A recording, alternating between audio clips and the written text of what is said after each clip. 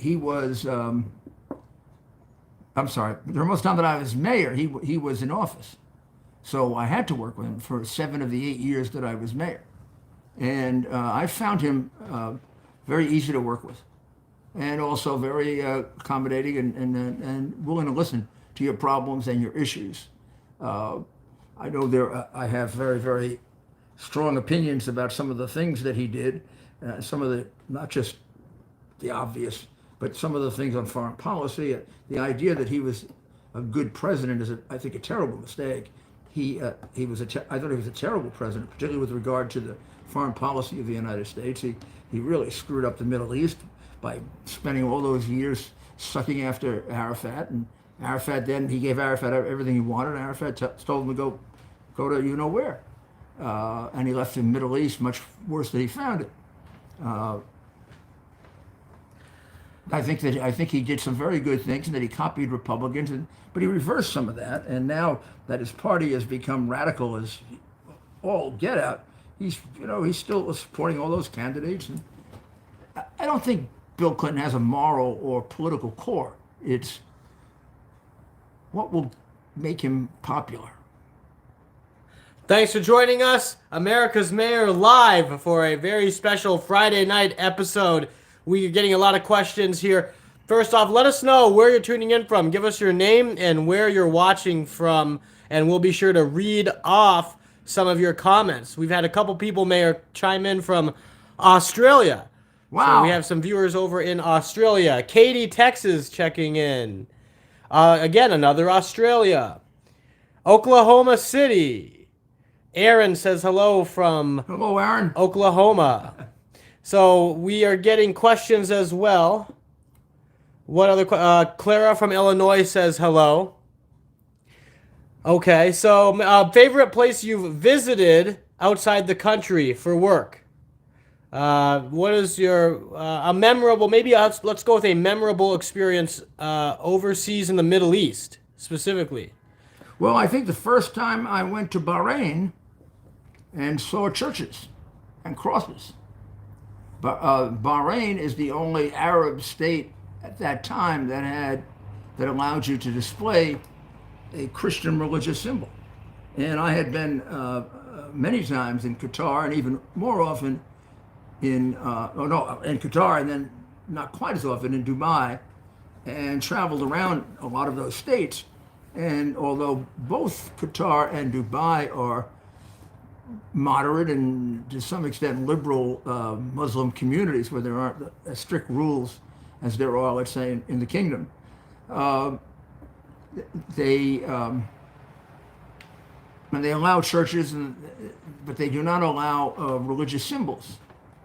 So it was very, very heartwarming to see that there was a synagogue and churches, and they were so marked. And there's been a long, long history in Bahrain of religious freedom, which you wouldn't think of, And so I found that very,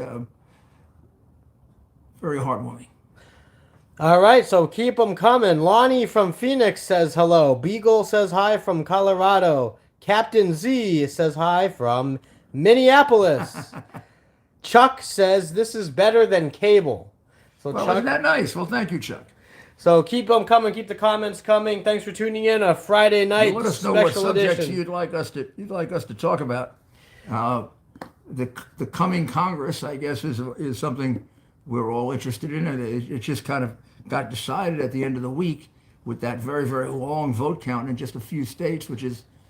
You ever consider running for Congress, Mayor? I considered running for Senate a long time ago and didn't, but Can we talk about that? we can talk about anything you want. Yeah. So this is the new millennium, right? We're at 1999. The year is 1999. We're entering 2000. There's a Senate seat. The outgoing president's wife is at that point either declared or thinking about it. Hillary Rodham Clinton. I wanted to run against her. And on the Republican side, people are pointing towards Mayor Giuliani. You would have been, you were, I guess we could say, the front runner. Yes, by The favorite. By a little. By a little. Who else was competing for that at the time when I you were was the front considering? runner for the Republican nomination. I had no competition for that. But as between Hillary and me, it was very close. It was within 2 points back and forth. And I dropped out because I got prostate cancer. and I didn't think I could give the campaign. I couldn't give the campaign the attention that it deserved, and I very much wanted to beat her because even a lot of the actions that I've taken in future campaigns, I've worked very hard anytime she's been a candidate for the Republican because I consider her to be an evil person. I think that she is. I think the level of corruption in the Clinton family. So you were in the race. Is astonishing, and what they got away with. I mean, when she was maybe the worst was when she was Secretary of State, and they were selling out to Russia and all kinds of countries. So you do feel you would have ended up running and winning, had you stuck in the race?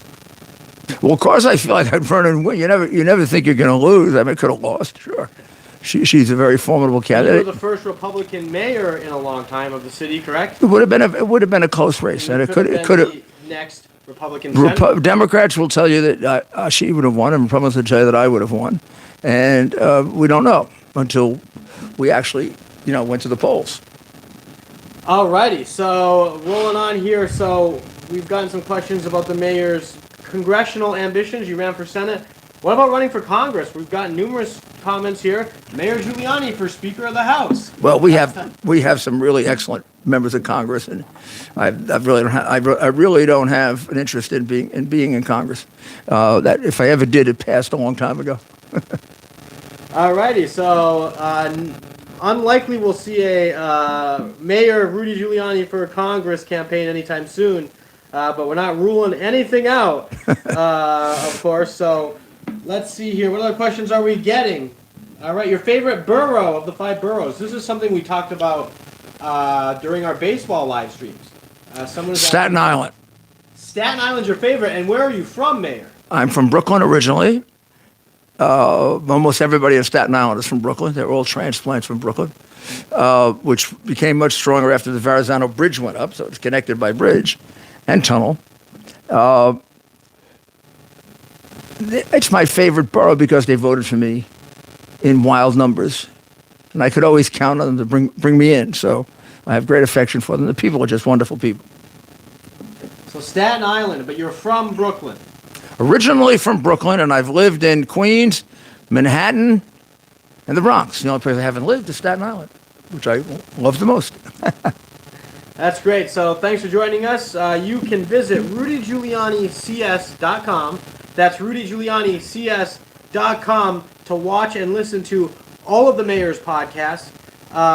And so, Mayor, what does the CS stand for? Common sense. Common sense. So, rudygiulianics.com. Like and subscribe to all of our social media channels. Share with a friend. Bring one more person to our Monday night's episode as we continue to grow. So, back to it here. The fastest hour on the internet. America's Mayor Live with America's Mayor, Rudy Giuliani. We are getting more questions here. Mayor. Hello from Ohio. We love you, Rudy. Big love to Rudy from England. So we're getting a lot of commenters from around the country and around the world tonight. Favorite world leader to work with? Name some of your favorite world leaders to work with, interact with. You can go a number of places with this. Margaret Thatcher. You met them all. Not all, but a good many. Margaret Thatcher was clearly my favorite. And I have the distinction of having the only Margaret Thatcher award, lifetime award, because they had just begun it when she became very ill. So I got the one and only award that was ever given out, which is kind of sad because, she died much too early. So I would say world leaders, I like Kazumi, who was the Prime Minister of Japan. I played baseball with him, helped teach him how to throw out the first ball, and took him to baseball games. And we had a good time. He was a very, very interesting guy, and a lot of fun, and very Western, very, very Western for for President of Japan. So those are the two that I probably got to know the best. Awesome. All righty. So. Benjamin Netanyahu, of course, but he has been a friend since before since before I was mayor. He's a friend since 1985. So he's really more in the category of personal friend. Okay. So, as we talked about some of the different places you visited, Mayor. Here's a question. What was it? Okay, Canada. This is an interesting question. New York borders Canada. Have you been?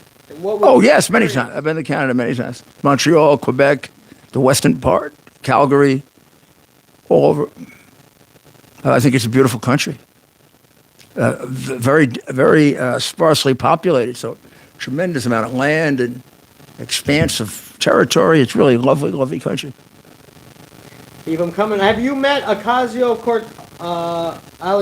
Ocasio-Cortez, AOC? She's also from New York City. Have you met her? I have not met her. I have not met. I've not met her. I actually wonder what she's like. I wonder if she says the silly things in person that she says on television. Alrighty, so we have an answer to that question. We are getting a lot. Uncle Rudy.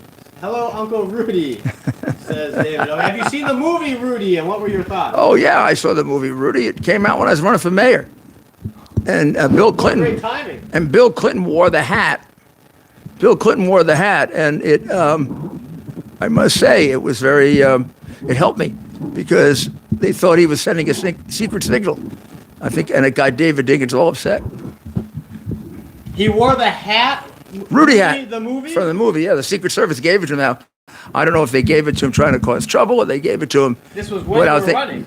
It was, about 3 weeks before the election. Wow. He came to New York to help my Democrat opponent, and he wore my hat running through Central Park, which, of course, the newspapers, in those days, not being as prejudiced as they are now, pick it up very big time. And now in New York, I wonder if the Times or the Daily News would pick it up. Probably not. When you were mayor, did you talk directly with reporters? Did you usually let your staff handle that? What was your relationship like with the press? Both, but I talked to them. I had a press conference every day. So it was very, very transparent, very open. And I think after a while they came to respect that. So you had a press conference every day. Does that mean you yourself was present at these press conferences? You had a communications staff? I was present most of the time. And what was the purpose of having it daily? So that, well, first of all, things change daily in New York. There are things to respond to every day. And second, I wanted people to get to know me and not be pictured by the press the way they wanted to picture me, which is like a mean, calculating Republican. And I love people, and I thought if I could talk to them more in an extemporaneous way, answer their questions, they would get that feeling. They would understand that that stuff about being mean and harsh was very much a stereotype of the New York Times. So growing up, you get into a legal career and it becomes a very public one, right? With your time as a U.S. attorney, was there a moment when it kind of hit you? Look, I can use the press to our advantage in tackling crime. Did it kind of, a lot of people, a lot of candidates running for office, even public figures, right? They're very cautious when it comes to working with the press. And you're probably taught that at a young age going into public life. Was there a moment where or was that kind of always? No, I always understood the press could play a wonderful role, a very important one, or a very dangerous role. I always understood there was room for both. So you knew from early on, as a young prosecutor, that you. Yeah, probably developed while I was in the prosecutor's office. I didn't know it going in. It didn't have any occasion to really think about the press very much before that. Yeah. And so then, of course, you ended up working with them quite a bit. And of course, when you're running for mayor, where you talked directly with the press, right? It wasn't necessarily where some candidates, they have a firewall. They build up a firewall between them and the press. They have a communication staff or something. Reporters had your number? They could call you up? They could, yes. I mean, I often, when I was mayor, didn't answer or had someone else answer it. But, yeah, I would talk to the press on the phone directly if I thought it was important. Sure. And then okay. I didn't hide from them like Biden does. Yeah. And I never lived in the basement. But okay, Mayor. So we are getting a lot of questions here. Let's go through here and see what ones we should get to. All right. Good question. People really like hearing about kind of your time as mayor. C. Kerr asks, would you ever consider moving out to Arizona and running for mayor of Phoenix? I don't think I'm going to run again. But it's very tempting to move to Phoenix, I'll tell you. It's a beautiful, beautiful city. And I love to play golf. And particularly now that we're getting into the cold weather, I do go to Florida, though, so it's sort of like very similar. But I like Arizona also. When did you first meet President Trump? Well, Mr. Trump. Oh, well, probably in the 1980s, in the late 1980s, 87, 86, 87, something like that. What was the context, your first meeting? Well, I was the U.S. attorney, and we had some mutual, and I think that's how we met originally, through mutual friends. And then we both were big Yankee fans, and one of our mutual friends was George Steinbrenner. So we met a lot there, went to ball games. Does he know baseball? He does, very much, yeah, and football. Sports, he's a sports guy? Big time. All right, welcome. It's America's Mayor Live with America's Mayor Rudy Giuliani on a Friday night. Keep the questions coming. A lot of great questions tonight. Of course. Well, what did you think of the president's announcement this week, Mayor? I thought it was a good announcement. I know he was criticized that it wasn't emotional enough or exciting enough or something like that. And the reality is, I think he was mindful of the fact that it is right before a Republican election, another Republican election. He wanted to keep the focus on that. He didn't want to go way overboard. But in any event, I thought it was a very good speech. He laid out what he's going to do, which is something we haven't heard a president say since him. Biden never tells you what he's going to do, and when he tells it to you, it doesn't make sense. I'm going to do an anti-inflation act, and I'm going to spend more money. I mean, it doesn't make any sense. But it was actually nice to have a president that you actually understood, that you actually could hear him articulate correctly. And we're halfway through. Wow, time is flying by. Just less than 30 minutes left on tonight's America's Mayor Live. So keep the questions coming. Mayor, what do you think of any updates on the Georgia race? What does Herschel Walker need to do to close this thing out? I guess he's got to wait until all the ballots are counted, and it's hard to believe that state is so far behind all the others, Arizona and Georgia. Is very hard, very hard to understand it. Thanks for joining us. We're live on YouTube, Getter, Facebook, Twitter, and we're live with America's Mayor, Rudy Giuliani. Please visit rudygiulianics.com. That's rudygiulianics.com to watch and listen to all of the mayor's podcasts. Of course, some very interesting podcasts you've had recently. Do you maybe want to talk about the last couple podcasts that you've done, and of course all the work that was put into these things? Well, we work very hard on it because we usually have something we want to teach or get out to the American people. This particular podcast was really about sort of the deterioration of President Biden and the deterioration of his mind, which is a matter of grave concern, I think, to all Americans. It should be. President who isn't functioning with every brain cell that he has concentrated on this job, you got to start thinking about stepping down when that happens, because he never will. And his family apparently won't advise him to do it. So I hope he takes care of himself and doesn't go out to all the parties at night that he goes to. Thanks for joining us, America's Mayor Live with America's Mayor, Rudy Giuliani. We are making our way through a Friday night special edition of the show. Questions are welcome, and the comments keep coming in. Hello, greetings from Oregon. Oregon checking in.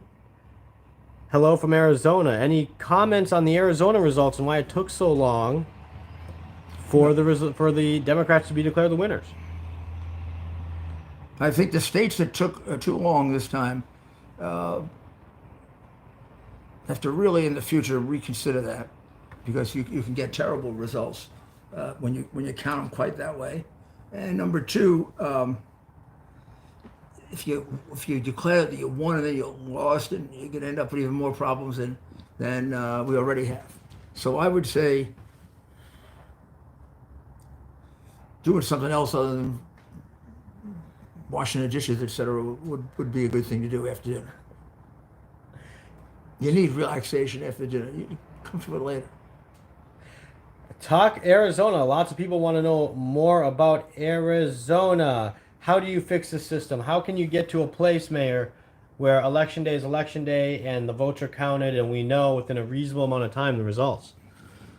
Well, if you put it to the people as a law, they would dictate it. I think most people in America agree with that, Republican and Democrat. The trick is to try to get it on the ballot as a defining how election has to be done. The states ultimately carry out all the elections. They happen at a state level, and then we give the votes to the federal government. They decide who won. So maybe if we had more control over the process, people wouldn't be messing around as much. All right, thanks for joining us, America's Mayor Live. We are rolling through the hour. Not a lot of time left, so get your comments in, ask your questions. Be sure to like and subscribe, and share with at least one other friend, family member, someone. Let them know. 8 p.m. Eastern weeknights. America's Mayor Live with America's Mayor Rudy Giuliani. There isn't a more important and consequential time to hear from the mayor on some of course the news of the day. But also, our history and our past and what that can teach us as we move towards the future and move into the future. So the podcast at rudygiulianics.com is a great way to hear more and learn more from the mayor. And of course, Dr. Maria Ryan is featured in a number of these podcasts. And of course, you can listen to the mayor live on the air, WABC Radio, weekdays, 3 p.m. Eastern. The Rudy Giuliani Show. And of course, that's live on WABC Radio right here in New York, the place where Rush Limbaugh, Sean Hannity got their starts.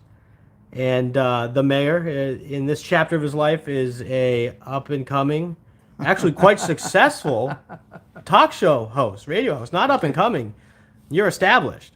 So you can tune in to WABC Radio to hear from the mayor. And of course, even while you were mayor, you had a weekly radio call-in show. Is that correct?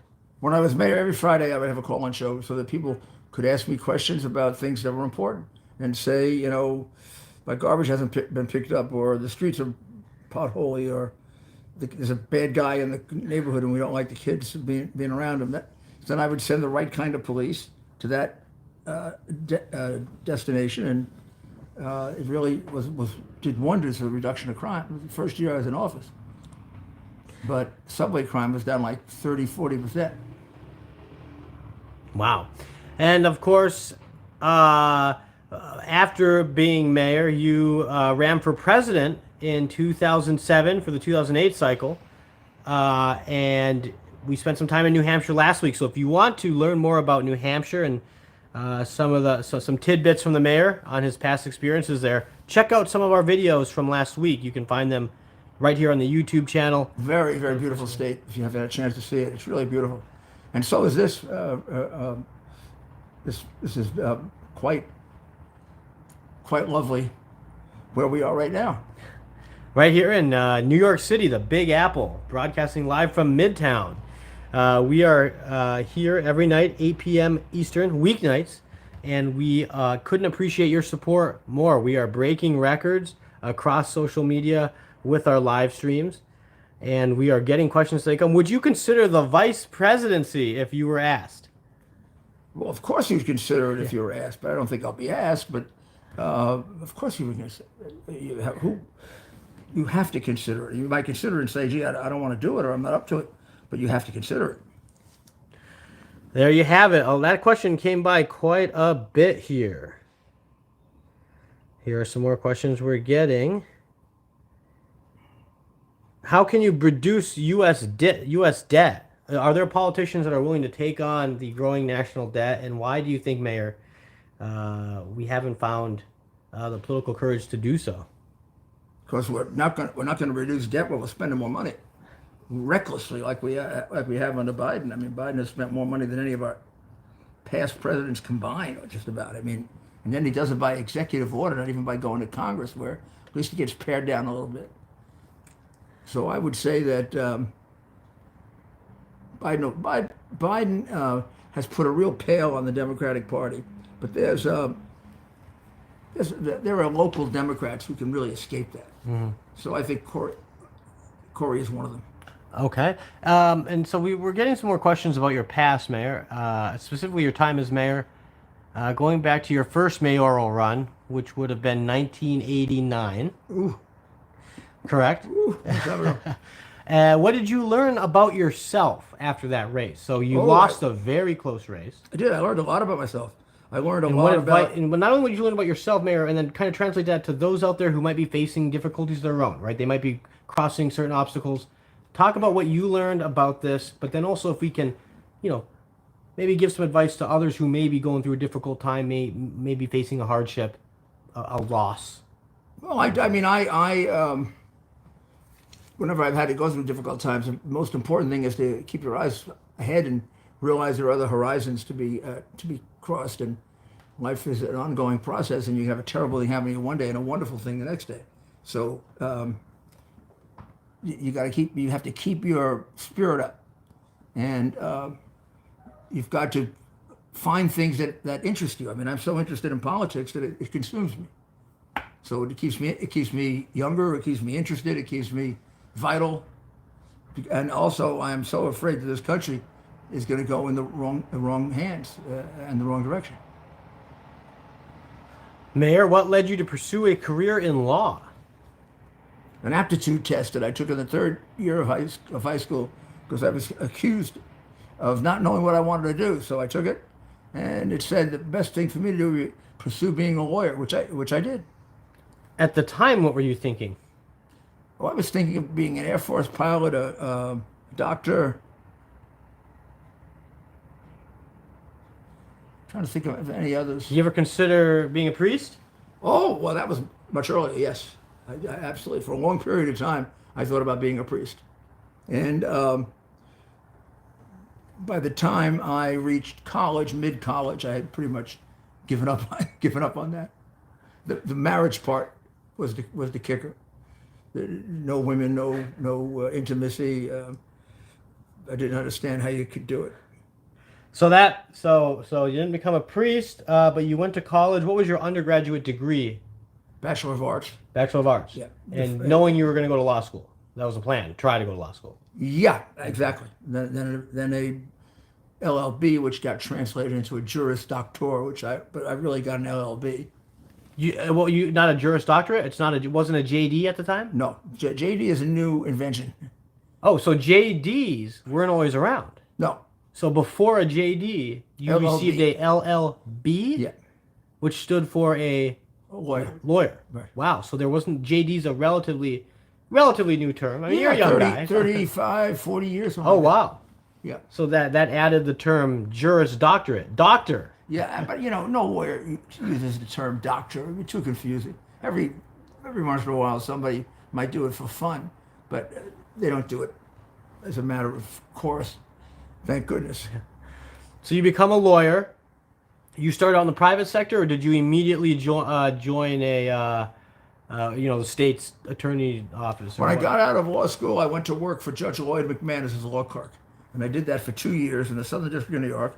And then after that, I went to work in the U.S. Attorney's Office. Okay. And you were in the U.S. Attorney's Office for how many years about? 5. 5 years. And that's when you lived in Washington, D.C.? No, I left there and I went to live in Washington, D.C. to be one of 2 chiefs of staff to the Deputy Attorney General of the United States, Harold Tyler. So that's after 5 years with the U.S. Attorney's Office up here? Exactly. Then you were asked to come to Washington. Right. Which was a promotion, you could say. Right. Which I'm guessing became very much a political job. Well, it was a political job, although it had other aspects to it. I had to oversee the appointment of judges and U.S. attorneys, but also we decided to put together a task force on violent crime, which I think was one of the best things we ever did. and we wrote a really excellent. The panel went all around the country to get people's views, and I went to a few meetings with them, and they did an excellent report on what needed to be done about organized crime. And the reality is Organized crime. about violent crime. Violent crime. Organized crime. I'm jumping ahead of myself. Yeah, That's we'll when get there. when We'll get there. When Yeah. I was a U.S. attorney, and they laid out some of the recommendations that were really the bedrock for the debate that took place over the next 10 years. A lot of them didn't get passed until the Crime Bill of 1994 under Bill Clinton, with Schumer and Biden being major advocates of the bill, and I worked with both of them very closely to get it through. You worked closely with, at the time, Senator Joe Biden to get the I worked crime with bill. Joe Biden, I worked with Schumer, and I worked with the president and the vice president, because it was a big thing, a big important thing to get that bill done, and so did other Republican mayors. And Democrats were incentivized to get something done because they were looked at at as kind of soft on crime, right? They got beaten very badly in the mid-year election, 70-30 or something. And the idea was weak on crime, among other things, but that was one thing. Mm-hmm. So you had people like Biden and others who were probably they wanted to do something to say, look at us, we're tough on crime, get Clinton behind it. So that's kind of where we got this crime bill from. Correct? Is that Absolutely right. The crime bill was hanging around in the Justice Department and going through revisions, and President Reagan got some of it passed, some of the immediate stuff passed, the determinate sentencing, but a lot of the rest of it sort of hung behind, and we finally got all the rest of it through in 1994. So that happened in 94. But bringing it back, so this is the 70s. You're with the U.S. Attorney's Office. You come to Washington to serve as chief of staff to the Deputy U.S. Attorney General. Right. So that's he or she is number 2 or number 3? Number 2. They're number 2 at Justice. Right. And you as chief of staff, you could say you're right up there. Yeah. I mean, that's a relatively high-ranking position, yet probably under the radar. I'm Absolutely. Mostly under the radar, yeah. Mostly under the radar. When at DOJ, it's obviously the AG and maybe a few deputy AGs who are the ones that are forward-facing, and maybe a spokesperson. Right.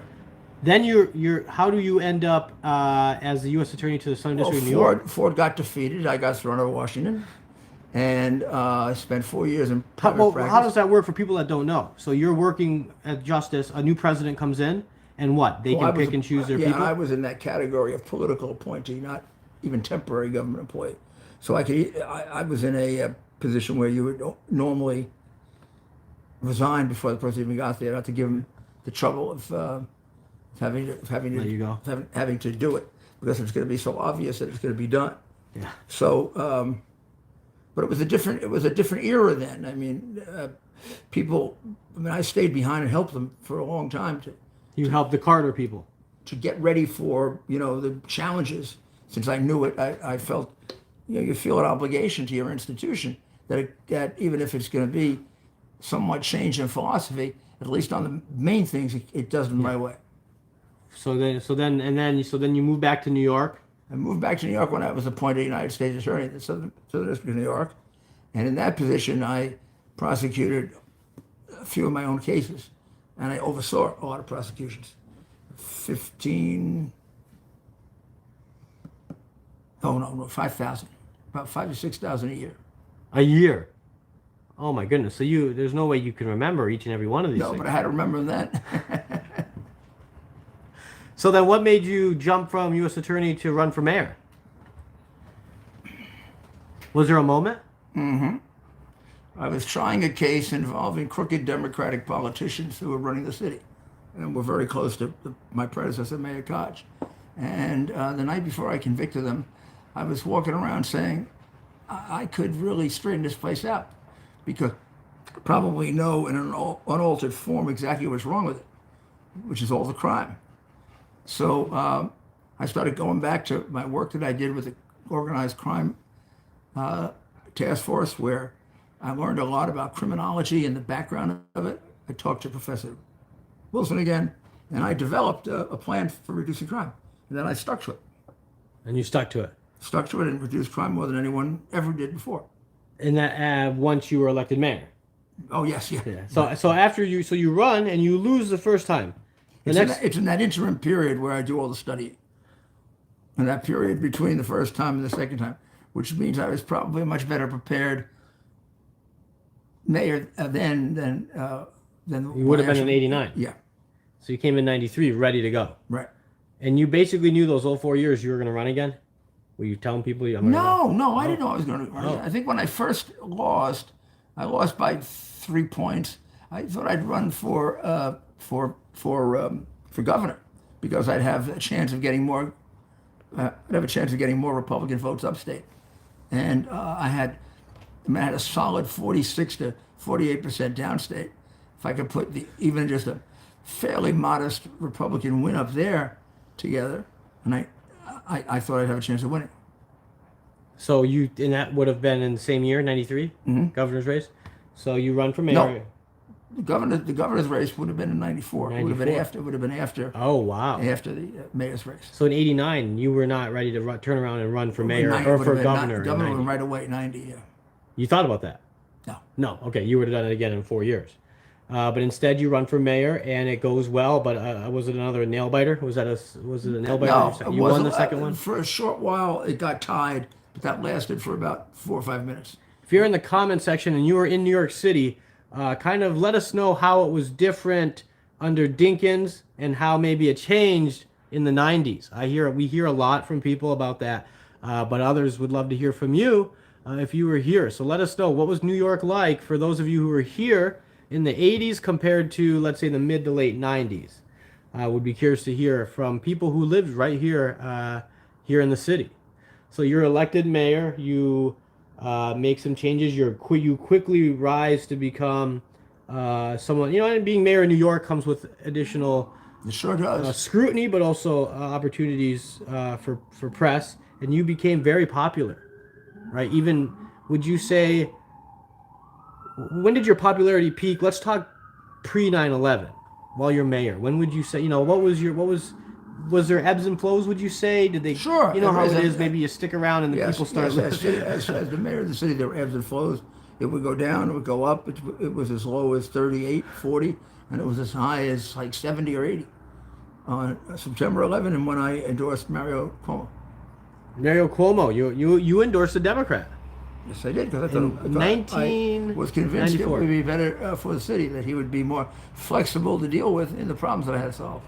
And so you endorsed a Democrat. He wins, and he lost. He lost to Pataki. And I had to make up with George, which I did. He became a friend, and thank God he became a friend, because we handled September 11 together. And I don't think either one of us would have been able to do it alone, because we had different resources that we brought to it. Thanks for joining us. Listen, we got a lot of people commenting here. We should check some of the others. You're fixated on just one phone there. We get a lot of comments on our YouTube, and then of course on Facebook. And we try to shout out some people here on Facebook. Here we go. Lots of love to the mayor. Love you, mayor. Lots of comments here. Let's see, what are we getting? Let us know any questions you may have. Hello from Southwest Texas. Arizona can learn something from Florida, somebody said, so they must be speaking about the voting systems. Here it is. How was it when you sat down with Michael Francesi? So you've done some videos with former mobsters. I have. And some people are commenting on that. What was that like? Well, that was very interesting. I knew about him, and I remembered him. And I remembered even the time in which he talked about quitting, and I was skeptical at the time. I always am, but I always leave my mind open to the fact that people can change, and they do, and he has. He's become a family-oriented guy. He is very thoughtful, very intellectual, and is probably trying to figure out the whole strange thing. Here I am, perfectly safe and calm, and they got it up all around the place that somehow I did something wrong. So, of course, we're talking about Michael Francesi, a former member of the mafia. I guess, can you say former? Are you ever a former member? And someone who the mayor prosecuted back in the 90s? Specifically Michael, right? You specifically charged Michael. In the 80s. In the 80s. So obviously in the 90s you were the mayor. So in the 80s. Yeah. And I would say that it was a good discussion because it illustrated a lot of what goes on both sides of the aisle in pursuing an organized crime group. That they are human beings, and there are things you have to take into consideration when you're going after them. You don't want to destroy their families. In fact, you're taking the guy out of the family, maybe the thing that really saves his family. Wow. So, of course, we're talking about the mayor's time as a prosecutor taking on the mob. No one is given more credit than the mayor, and rightfully so, for breaking up organized crime in America. At the time, it had so much influence, not just over the city here, but really the country. Absolutely. And in New York, the Teamsters Union made that possible. They controlled. There's a good question for Las you. Vegas. You brought the Teamsters. Sorry, Mayor, we just have a few minutes, so I want to get to this question. A lot of people would want to hear your thoughts on this. What happened to Jimmy Hoffa? What happened to Jimmy Hoffa? If I knew that, I'd be a very rich man. Geraldo Rivera tried to dig him up once, and turned out he got nothing. I don't know. I'm assuming, and I guess you can't prosecute anybody on this kind of an assumption, but you're still entitled to assume. I assume he was murdered, and they did an excellent job of hiding his body, maybe chopping it up, maybe just chopping it many different pieces, which they did with a certain number of hits. Oscar Goodman. So going back to, we talked about Las Vegas and the influence of the mob. What are your thoughts on Mayor Oscar Goodman, another mayor from Las Vegas? Well, he's you know him? Of course I know him. Oscar was a organized crime lawyer before he was a mayor. Represented organized criminals. But he was. I'm not saying that in a derogatory way. I mean, they're entitled to representation, and he did it honorably, as far as I knew. He was a good defense lawyer to work with. And he got elected mayor. He did. He got elected mayor of Las Vegas for a couple of terms. For a couple terms, and again, I think he was a good mayor. And that's another mayor we've heard about. Of course, Oscar Goodman, a mayor back in the late '90s, early 2000s, around that era, maybe A little earlier. even earlier than that. So Yeah. we're getting we're getting some questions here on the mayor's time as mayor here in New York City. And Mayor, we wish we had you in Los Angeles. Maybe you could have helped us with the MS-13 gaming problem. I don't West. Los Angeles confounds me. So just a couple minutes left here in in this week's for the week, really, and we'll be back, of course, again Monday, 8 p.m. Eastern. And Ross Perot, did you ever meet Ross Perot? What were your thoughts on Ross Perot? I did meet Ross Perot several times. My thoughts were that he was a bit of a gadfly, not as seriously interested in the issues as he appeared to be, and I thought that the race in '92 that helped to unseat George Bush was as much a vendetta against George Bush as it was about the economy, which is what he premised it on. Here's another. So we got some questions coming from all over the place tonight. Someone's asking about the sirens. So this is obviously an issue if you live in the big city. The what? Sirens. Was that ever an issue when you were mayor in terms of people asking, they're very loud. Has that ever been a complaint or something? The sirens, so police cars, fire trucks, ambulances. Has that ever been an issue brought up to you? Sure. Loud noises? Yeah, there are people that are annoyed about that, or when the garbage trucks are out too late at night, or that kind of thing. I'm used to it. It doesn't bother me. I'm used to it. Yeah. In fact, I miss it. So you tell people that have an issue, well, maybe you shouldn't be living in the city? No, I don't tell them that. I just tell them my story, which is I like it. I feel at home when I hear it. When I don't hear it, I feel like, where am I? Yeah, what the heck? I mean, there's nobody around. It's terrible. Just a couple minutes left here. Friday night episode, closing out the week very strong. We've gotten a lot of great questions tonight from all over the place. Let's see, we had a couple more here I was looking at. My husband is a huge supporter of Mayor Giuliani. Shawnette, she's one of our moderators. So she helps with the comments. And let's see what other questions we have here. Mayor, how much do you love America? Well, Someone's asking, how much do you I've love loved America since I was a little child. I think it's the most wonderful country in the world. I think I'm the luckiest man in the world to be in America. I can't think of any other country I'd want to have been born in or be a citizen of. I don't understand the criticism of the criticisms of America if they're not accompanied by a real acknowledgement that it's been an extraordinary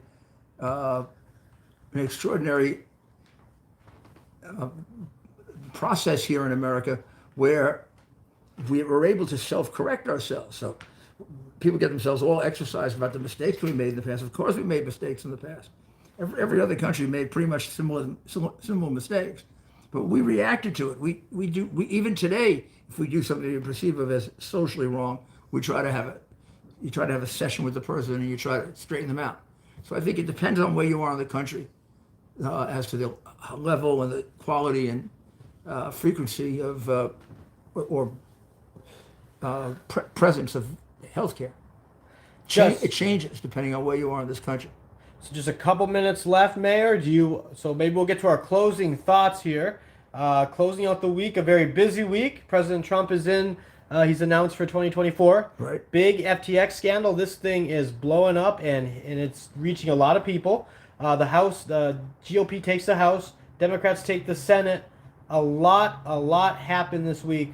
What is your closing message to your viewers and the country at large, and really the world? We have people tuning in from all over the world. Well, this was a positive week for those of us who are opposing the march toward terrorism and toward communism and toward fascism and toward I think the whole accommodation of terrorists. I think that has effectively ended with the difficulties in Iran. But there was a real movement on the part of the Biden administration to restore the agreement with Iran and give them a lot more cash. And I've always found that to be totally insane because half their cash, if not 3/4 of their cash, they use to pay off and give money to extremely disruptive terrorist groups. So I was glad to see that blocked. And the reality is that by taking back the House of Representatives, we got the most important thing we needed, which is a check and balance on the president, which is people say, oh, don't block. The Constitution tells us to block if that's what we believe in. And we have a question, Mayor, will you be live Saturday, tomorrow? We have people asking. Look, our regular broadcasts are weeknights at 8 p.m. Eastern. He's live on the radio, WABCRadio.com, at 3 p.m. weekdays. And then we do have live streams. If the mayor wants to say something, if we're visiting somewhere, we make sure to live stream it. So stay tuned. Maybe we'll have some announcements on weekend live stream opportunities. They can't get enough of the mayor. So we're closing out, Mayor. You said some final words. You want to send everybody off? Yes, I want you all to have a really beautiful weekend. Do your Christmas shopping early. Get yourself in the Christmas spirit. And come back on Monday and make sure you call in. Okay? God bless you and God bless America.